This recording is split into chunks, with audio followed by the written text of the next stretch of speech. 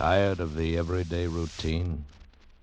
Ever dream of a life of romantic adventure? Want to get away from it all?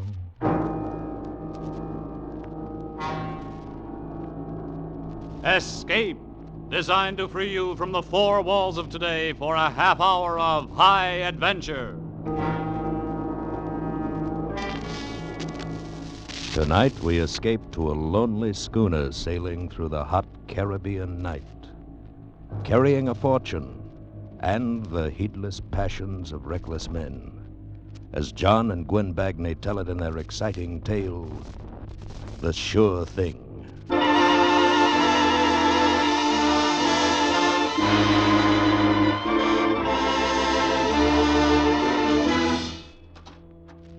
This way, senor. Thank you. If you would please wait in here in the president's office. Fine.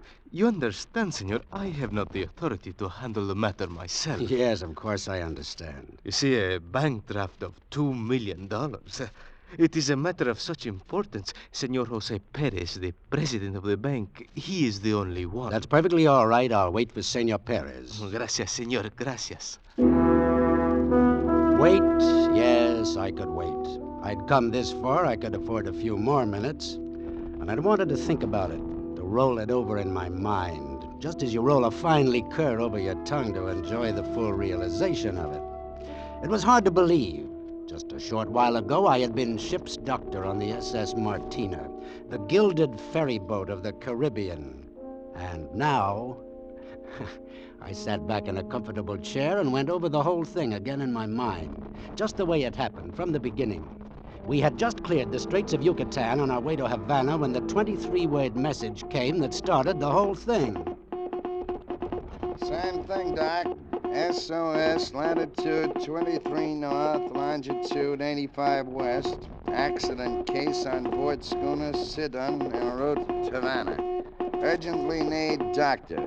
Can you board us? Is that all? No answer as to the type of injury? I don't get it, Doc. She's laying to just off the starboard, and they still keep sending the same message. Lifeboat's ready, Doctor. Coming. Got all your gear? All set. Let's go. As a rule, I don't excite easily, but I was hanging onto my little black bag like an intern on his first ambulance case. Maybe it was the hour, the gray hour at sea that is suspended between day and night. As we pulled away from our ship, I could just barely make out the schooner heeling to a wandering current. She was a 42-footer, and from her high bow, she sloped away neatly in a sweeping, sheer line to a trim, square stern. The Sidon. The name seemed to fit her, aloof and aristocratic. We pulled alongside. That the doctor? Yes, give us a hand, will you? All right, men, ship your oars. Steady, Doc. You on board here, take my bag. Olson, give me a hand with a stretcher. Right. Watch your step there. Easy. Thanks. Well, there we are. Now, where's the patient? He's below. What'd you bring the stretcher for? Who are you? I'm the owner. Felix Arouge is the name. You can't take him off this boat. He's too weak. I'll decide that. Come on, Olson. Come on, Doc. We went below. The main cabin was lined in Honduras mahogany.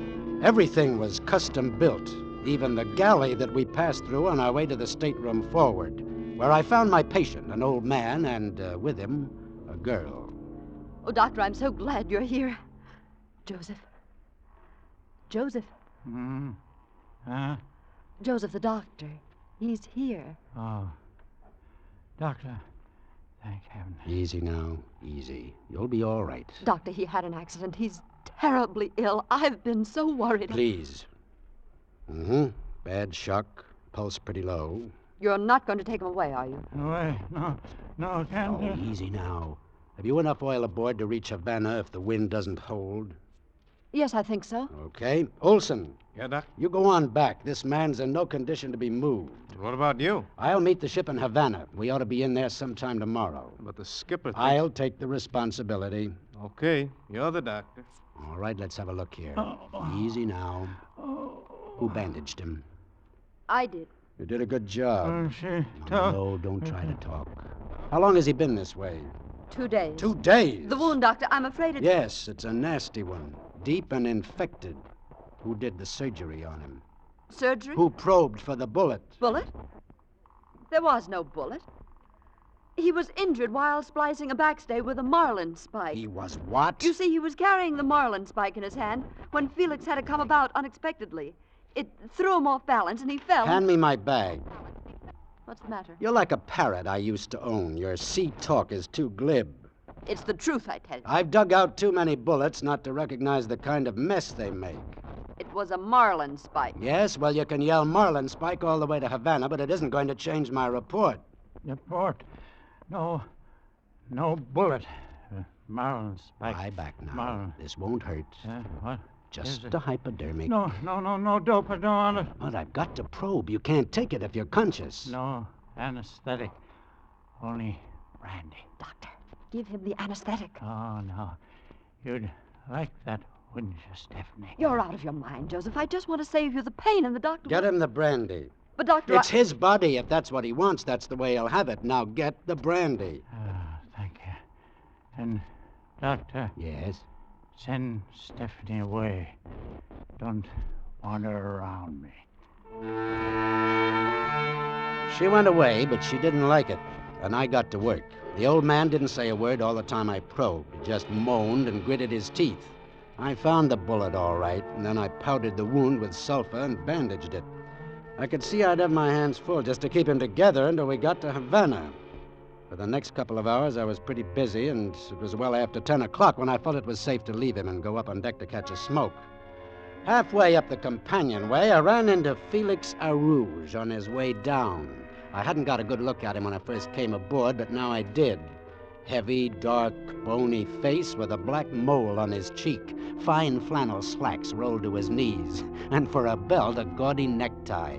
Against the polished brass and teak deck of the schooner, he was as incongruous as a herring in caviar. Well, Doc, how's the old boy? Is he gonna kick off? I'm sorry to disappoint you, but I think he's going to be all right. You think, or do you know? I'm only a doctor. I've done everything I can for him. Wait a minute. Where are you going? I want to see him. I gotta talk to him. I wouldn't advise it. Since when are you giving the orders around here? Since I came aboard. I don't want him disturbed. He needs to rest.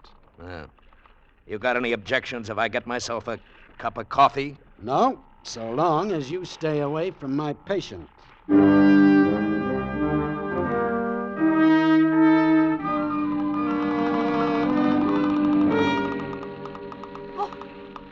Oh, I didn't hear you come up. You handle the wheel like an old salt. Oh, I don't know much about it. I just do what Felix tells me. How's Joseph? You've been down there such a long time, I thought that maybe... That he died? What a horrible thing to say. Of course not. Who is Joseph? Your husband? No, I'm his secretary. Oh, then this is a business trip. In a way. Doctor, what are you getting at? Did you shoot him? Why would I shoot him and then call for a doctor out here in the middle of the ocean? I don't know, and after tomorrow, I won't care. You realize, of course, my report to the authorities in Havana will be according to my own findings. I suppose so. May I have a cigarette? Oh, certainly. Here you are. Thank you. I have a light. I don't imagine there's any way of changing your mind. Is there, Doctor? This is a beautiful schooner. Belong to your boss? Yes. I wonder, you mind if I take the wheel for a while? It's been a long time since... Oh, you know how to sail? Yeah, I used to back in Maine. All right, go ahead. Feels good. Yeah, she sure handles like a dream. Uh-huh. Just as I thought. What's wrong, Doctor? We're not headed for Havana. We're headed in the opposite direction.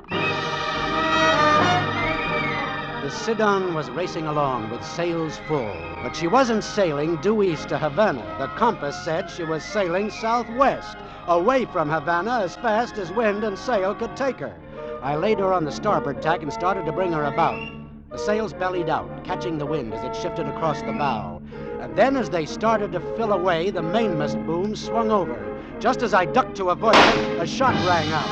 I put up my hand to steady myself against the main boom. And there in the wood, right where my head would have been if I hadn't ducked, was the bullet. Across the deck, silhouetted in the light of the companionway, stood Felix, polishing his gun with a handkerchief. You You shouldn't tack, Doctor, when a man's cleaning his gun. Cleaning your gun in the dark in the middle of the night? I suppose it is dangerous. I say you don't like our course. I was under the impression this craft was bound for Havana. That's right, Doc, we are. Then why are we sailing southwest? Southwest. That's a woman for you. Can't trust them behind the wheel of a car, and they're no better behind the wheel of a boat. Oh, no, Felix. You don't blame me for that.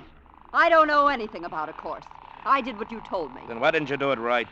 If I'm so incompetent, maybe you'd better handle it yourself. Maybe I will. As the Sidon pushed its way through the serenity of the night, carrying with it an incredible tension, I didn't know what their game was. The lies, the marlinspike, nocturnal gun cleaning, change of course, who they were or what they meant to each other. But one thing was certain. I intended to get to Havana if it was the last thing I ever did. And to make sure it wasn't the last thing, this was one night I wouldn't sleep. I went down to the old man's stateroom where I'd left my bag to get some Benzedrine. While I was there, I checked on him. Considering his age, he had a lot of stamina. He was sleeping quietly. He wouldn't need me. I opened the bag, took the tablets, and suddenly my hand stopped in midair. My hypodermic needle, loaded with the anesthetic that Joseph had refused, was gone.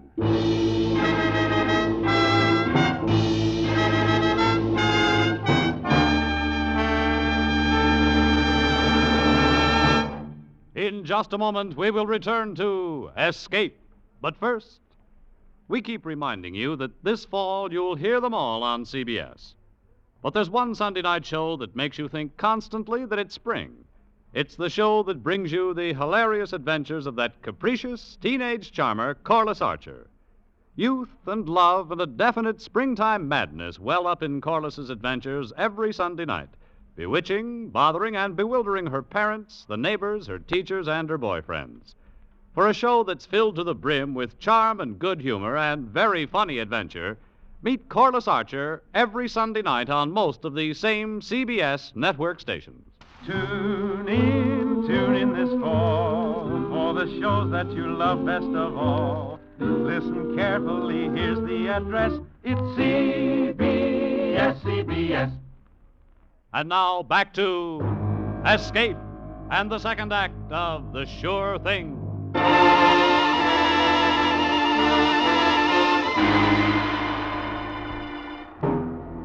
My hypodermic needle, loaded with the anesthetic that Joseph had refused, was gone.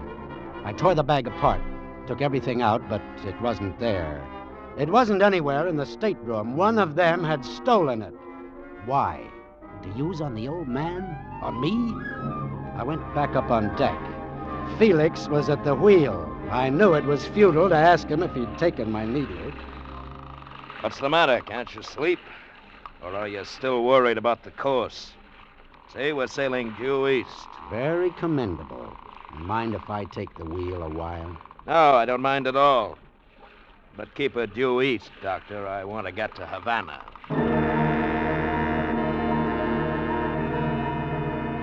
I watched his truculent, broad back as he moved across the deck and disappeared below. The moon was as bright as day and as reassuring. It drove the worry of the missing hypodermic needle away from the front of my mind. It was good to be alone, to feel the sure swiftness of the boat under my feet. This was something to cling to. This was reality. Every knot closer to Havana. The sails swung out, covering the moon, throwing everything into blackness. That's why I didn't realize at first anyone was approaching until I saw the glow of the cigarette. I tensed myself. My hand clutched at something in the cockpit. It was a wrench. The cigarette moved closer. I waited. The sail bellowed back, and I saw her, full in the moonlight. There was strength and defiance in the way she held her footing against the wind, but there was no defiance in her voice. I have to talk to you. Go ahead, talk. I'm afraid I haven't been very honest with you. No, I'm afraid you haven't. I lied to you, and I realize now how foolish it was, but... Doctor, I'm afraid of Felix. Are you trying to tell me it was Felix who shot the old man? Yes, and he made me lie about it. Like you lied about the course? You'll never get to Havana. He's letting you think that you're getting there now, but he'll figure out something. Yeah, I'm sure he will, if that target practice a few moments ago was any sample. Oh, he wasn't trying to kill you. Felix wouldn't kill you now, not as long as Joseph needs you. I mean... You know, you're not making sense again. Felix wants me to keep Joseph alive, and yet Felix shot Joseph. It was just in a fit of anger, an argument. Felix has a terrible temper. Why, he'd be a fool to kill Joseph. What makes Joseph so valuable? I suppose I should tell you all of it. Well, that might be a good idea. I told you the truth about one thing, at least. I am his secretary. Only his name isn't just Joseph. It's Joseph Ingram. Ingram? No wonder his face was familiar. He's the big aviation tycoon. Yeah, but look, Ingram was killed 2 weeks ago. I read about it in the papers. A transcontinental airplane crashed into a mountain. Yes. Even fate works for him. We were on our way to Washington. He'd been subpoenaed to have his war contracts investigated. Oh, the public was really worked up about it. He was a cinch to be indicted.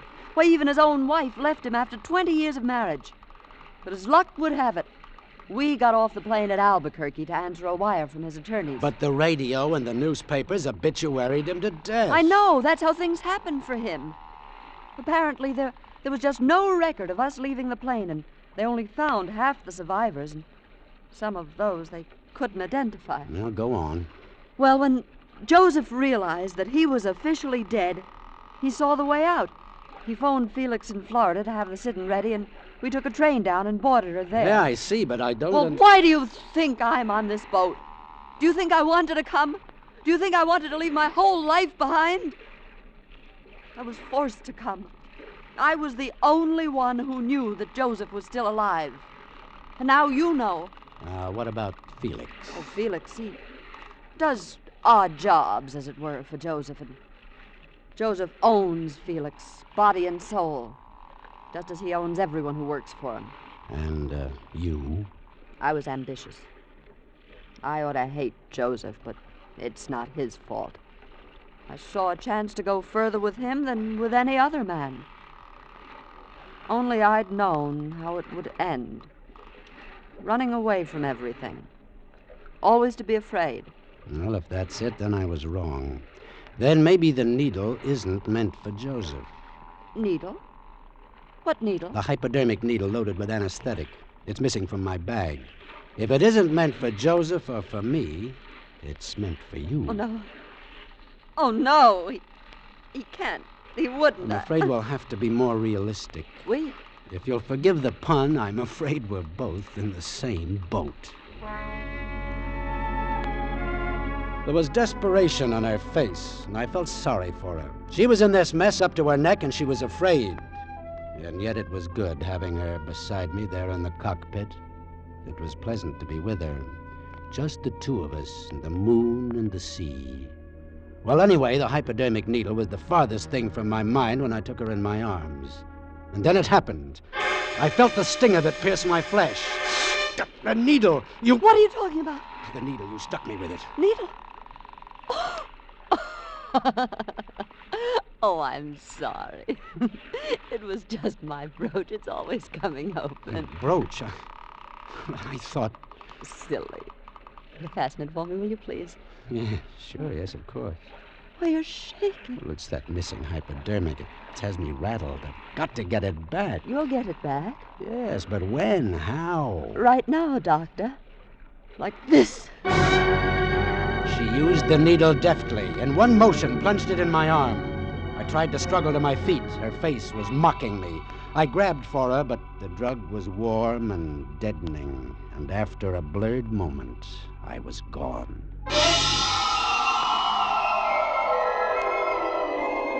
Can't you ever do anything right? You stupid fisherman! I could hear them from a long ways off.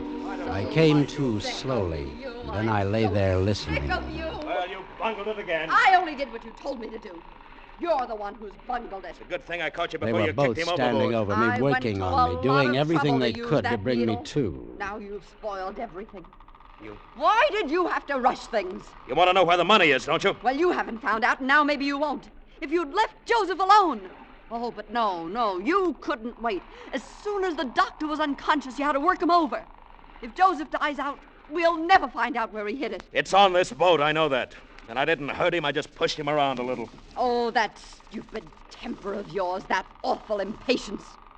You'd think you could have waited for $2 million. $2 million. Now it began to make some sense. Now everything made sense. As long as Joseph needed a doctor and wouldn't tell where the money was, we both lived. But if I couldn't keep him alive... Get on your feet, Doc. Come on, Doc. Get on your feet. Felix, easy. Since when are you getting so touchy? Now, come on. All right, I'm on my feet. Welcome back, Doc. Now get below. The old man needs you. He's had a relapse. Stephanie, take the wheel. I said get below, Doc. I'm not in the mood to take orders. Maybe this'll put you in the mood. He creased my chin with a short jab. My knees buckled. I swung at him and missed. I saw another one coming. This time I ducked and connected with a roundhouse on the side of his head that sent him reeling along the wet, narrow deck. I started after him, just as the boat came about violently, heeling over with her scuppers awash. I wildly grabbed a guy line just in time to see Felix thrown backwards into the sea. I whipped around. The girl had done it, spinning the wheel like crazy. I dashed back to the cockpit and tried to grab it away from her. She fought me like a tiger, but I finally pushed her off right at the boat and put her about. But Felix was nowhere in sight. We tacked around, searching for him, but it was useless. Well, he's gone. You killed him. It was an accident. You ought to be glad he's gone. Why? Well, it was either him or you. Your concern touches me. Besides, we don't need him, don't you see? You know how to handle a boat, and you're a doctor. You can keep Joseph alive until we make him talk. And when we find out where his money is, we can get rid of him. And sail away into the sunset, huh? That's right. Just you and me. Yeah. No thanks. I'll play out the original hand in Havana. I don't think so, Doctor. I'm setting the course now. And if you're interested, I'm a much better shot than Felix. I won't hit the boom. The gun glittered in the moonlight, and she was smiling at me. But I wasn't looking at her, but beyond her. At first, I wasn't sure. I just sensed the movement. And then I saw him. Joseph Ingram, barefooted and in pajamas, pulling himself painfully up the companionway, forcing his body to make the effort. Joseph! You wanted too much, Stephanie. My money and Felix's you. Felix is gone. He had an accident. Like mine, I suppose. If only I hadn't been so greedy. If only you'd waited, you'd have gotten your share. Joseph, you're sick. You were such a little fool, Stephanie. In the heel of my shoe is a draft on the National Bank of Venezuela for $2 million, payable to bearer. So that's where it is. Thank you, Joseph. That's very generous of you. I wouldn't have believed it if I hadn't been watching. A bullet in the stomach, yet he kept coming at her, lumbering barefooted across the deck like a wounded bear in blue silk pajamas. Not so easy. She backed away from him, emptying her gun at him, but he kept coming. Not so easy. She was at the edge of the deck as he collapsed against her, his heavy arms in a death grip around her. And like a cartwheel, they spun together over the side into the inky blackness of the sea.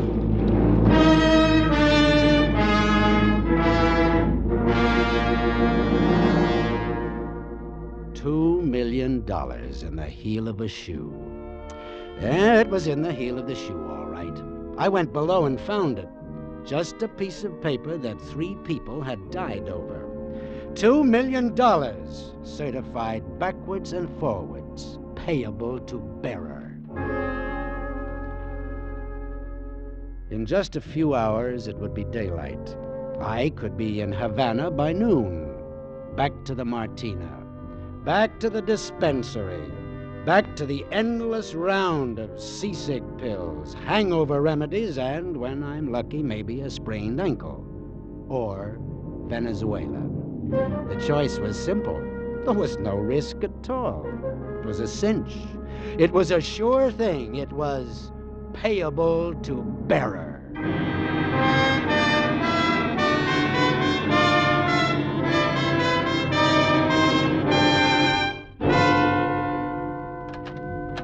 Good afternoon, senor. I'm sorry I've kept you waiting. You presented this bank draft for payment, senor? Yes, are you Senor Perez? That is right. I am the president of the bank. This draft, it is quite a large sum. Well, there's nothing wrong with the draft, is there? No, senor. It is in order. Good. And you wish us to transfer this money to your bank in the United States? No. As a matter of fact, I wish to open an account here. But certainly. Gomez, you will make the arrangements for the senor. Oh, si, Senor Perez, at once. And now, there is a lady, a countrywoman of yours, waiting to see you. Please, step this way, senor. To see me? But who? Oh, Joseph, I've been waiting so long. Senor Perez, is this the man who presented the draft for payment? Si, senor. But he isn't. Then what's happened to Joseph? Who? Joseph Ingram, of course. Senor Perez, who is this woman? What is she doing here? Well, I heard the Sidon had come in this morning with only one person aboard, so I rushed right here to the bank. But you've cashed the draft. What have you done? Killed Joseph for it? Look, madam, I don't know what you're talking about. Just who are you, anyway? I'm Joseph Ingram's wife. Mrs. Ingram. But then, well, surely you know he died in that plane crash back in the States. He didn't, and you know it. Joseph wasn't on that plane. He boarded the Sidon in Florida. Now, look, madam, all the newspapers Joseph and made I it... planned the whole thing. Those highly publicized statements about our divorce were just a cover-up. He was to meet me here with the money. And I know he would have if he were still alive. Senor Perez, will you call the police? I accuse this man of murdering my husband. Si, senor. I didn't kill him. She killed him. She? Stephanie, his secretary. And where is she? She's dead, too. He killed her. Oh, that doesn't make any sense. Where is Felix Arouge? Well, you see, Felix, he was killed when he... Yes? Well, you see, it was like... I stopped. They were staring at me. They didn't believe me, of course. Who would ever believe me? But it had seemed like such a sure thing. And it was. Murder. Payable to bearer.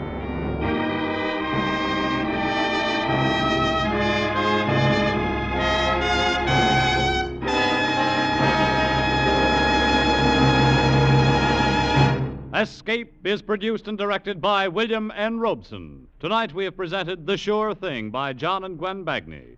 Featured in the cast were John Hoyt as the doctor, Bill Conrad as Felix Arouge, Fay Baker as Stephanie, and Ian Wolfe as Joseph Ingram.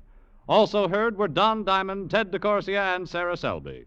Special music was arranged and conducted by Del Castillo. Next week... You're within a few days of your release after 8 years of horror on the prison island of New Caledonia.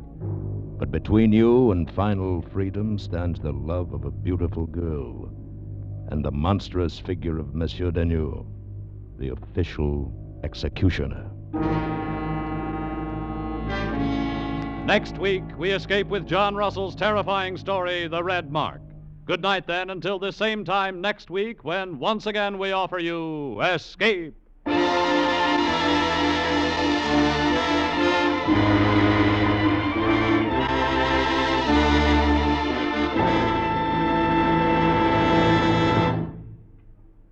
A whole family of top Hollywood stars waits to entertain your family every Sunday on CBS. It's on the Family Hour of Stars, heard over most of these same CBS stations. A half hour of top entertainment, romance, comedy, or drama, starring Irene Dunn, Ronald Colman, Loretta Young, Dana Andrews, Kirk Douglas, and Jane Wyman in turn. Your whole family will enjoy the Family Hour of Stars Sunday on CBS, where this fall you'll hear them all. Stay tuned now for Sing It Again, which follows immediately over most of the same CBS stations. This is CBS, the Columbia Broadcasting System.